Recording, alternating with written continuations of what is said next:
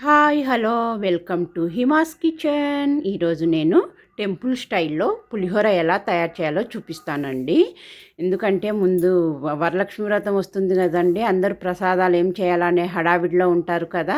ఈరోజు ఈ పులిహోర ఎలా తయారు చేయాలో చూసేయండి. మరి దీనికి ముందుగా చింతపండును తీసుకొని అందులో పిచ్చలు పీసులు ఇట్లా ఏమైనా ఉన్నాయనుకోండి అవన్నీ తీసేసుకొని తర్వాత ఇందులో మనకు సరిపడా వేడి నీళ్ళు పోసుకోవాలి. మరీ ఎక్కువ పోసుకోకూడదండి, కొంచెం పోసుకుంటే ఒక హాఫ్ గ్లాస్ మీద పోసుకుంటే సరిపోతుందండి. తర్వాత 1 అవర్ ముందే నానబెట్టి పెట్టుకున్నాం కదా చింతపండు, దీన్ని అంతా మెత్తగా పిసుకుదాము.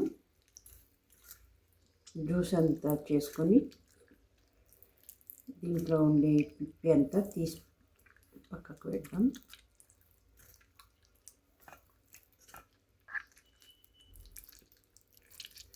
ఇలా అంతా పిండేసి గుజ్జును పిప్పిని పక్కన పెట్టేద్దాం.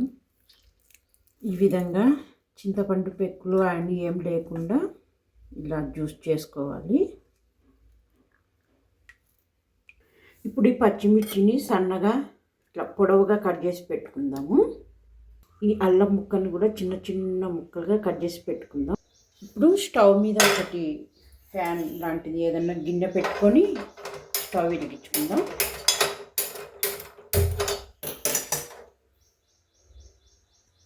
ఇందులో 3 స్పూన్లు ఆయిల్ వేసుకుందాం. నూనె వేడయిన తర్వాత మినప్పప్పు, శనగపప్పు, ఎండుమిరపకాయలు వేసుకొని కొద్దిగా వేగనివ్వాలి. ఇవి కొద్దిగా వేగిన తర్వాత ఆవాలు, జీలకర్ర వేసుకుందాం. తర్వాత ఇంగువ వేసుకుందాం. నచ్చిన వాళ్ళు వేసుకోవచ్చు, లేదంటే స్కిప్ చేయొచ్చు. ఇది వేగిన తర్వాత గుప్పెడు పల్లీలు వేసుకుందాం. ఇందులో సన్నగా కట్ చేసుకున్న పచ్చిమిరపకాయలు, కరివేపాకు వేసుకుందాం. ఒకసారి ఇలా కలుపుకుందాం. తర్వాత సన్నగా కట్ చేసుకున్న అల్లం ముక్కలు వేసుకుందాం. ఇది ఎవరికి ఇష్టం ఉంటే వాళ్ళు వేసుకోవచ్చండి, లేదంటే స్కిప్ చేయొచ్చు. అంటే ఈ పోపు అంతా వేగిన తర్వాత పసుపు, సాల్ట్ వేసుకోవాలి. తర్వాత ఇదంతా ఒకసారి ఇలా కలుపుకొని ఇప్పుడు ఇందులో మనము ఇందాక చింతపండు అంత గుజ్జును తీసి పెట్టుకున్నాం కదా పక్కకి, అది ఇందులో పోసుకోవాలి.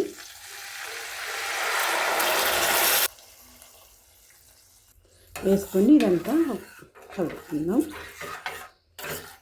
తర్వాత ఇందులో కొద్దిగా బెల్లం వేసుకోవాలి. ఈ గుజ్జు అంతా బాగా ఉడికి నూనె పైకి తేలేంత వరకు ఉడకబెట్టాలి.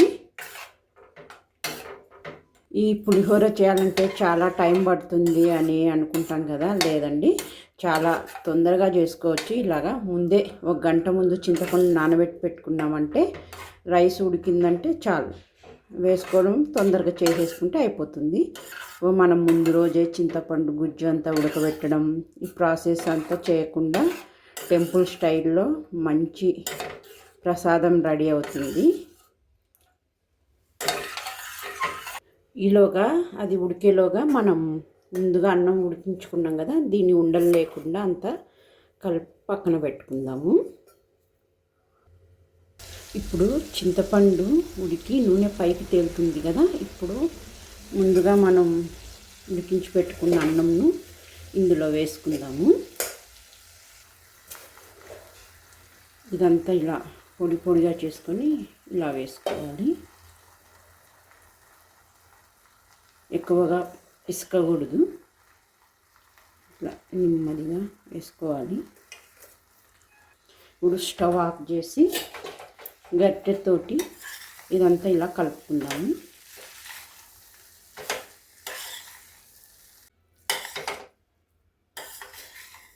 ఇలా మొత్తం కలుపుకుందాము. అంతే, ఇలా కలుపుకోవాలండి.